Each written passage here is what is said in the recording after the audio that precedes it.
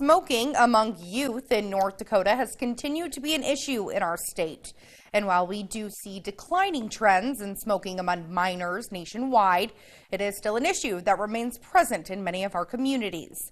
KX News' William Albert shows us how smoking and nicotine addiction has continued to evolve in our state for generations. Nicotine is one of the most common addictions in America, with over 23 million Americans 12 years or older having some form of nicotine dependence, according to the National Institute for Drug Abuse. Experts say a young person's dependence on tobacco can take many forms, whether it's cigarettes, cigars, or chewing tobacco, and it starts for many at an early age. And while smoking has continued to decline among young people across the U.S. in the last 2 years, Tobacco Prevention and Control Program Director Neil Charvet says that people often underestimate just how addictive nicotine is and where it comes from.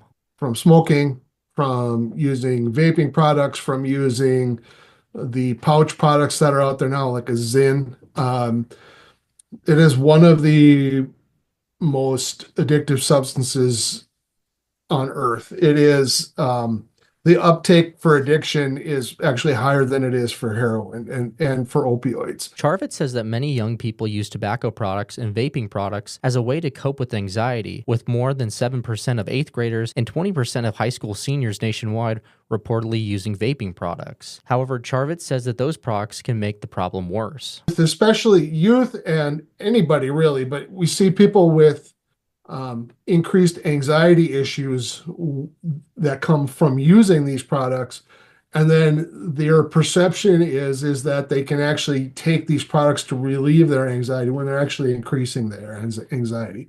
Charvet notes the generational shift away from cigarettes to electronic ones by young people is nothing new, as he himself fell victim to big tobacco marketing when he was younger. Comes from the marketing. I mean, I when I grew up, I'm dating myself a little bit, but I grew up in the 70s and 80s, and smoking was starting to come down at that point, but there was still a lot of marketing towards youth with like Joe Camel. There was a lot of people my age using Camel, and the popular ones were Marlboros and Marlboro Lights. I actually started when I was 13. I smoked until I was 35. I was a pack-a-day smoker from 18 to 35. So I have experience with this. With the rapid rise of Juuls, which first became popular with young people in 2017, Charvet worries that young people could develop lifelong addictions based off of the flavors of Juuls. The focus seems to be on discussing the flavors as an enjoyable thing. Like, oh, what a neat way to get a flavor. These products, if they didn't have the nicotine in them, I don't think they would be as fun and as popular as they are, because it's the addiction that keeps them coming back. However, he worries that young smokers, especially in smaller communities, will have no incentive to quit e-cigarettes if it continues to be normalized. And aren't hearing anything bad about the negatives about using those products after they turn either 18 or 21. Those people then are assuming or hearing messaging that they're okay to use after they're 18 or 21. In Minot for KX News, I'm William Albert. For more information on how to quit smoking, you can head over to our website where a link will be provided inside this story.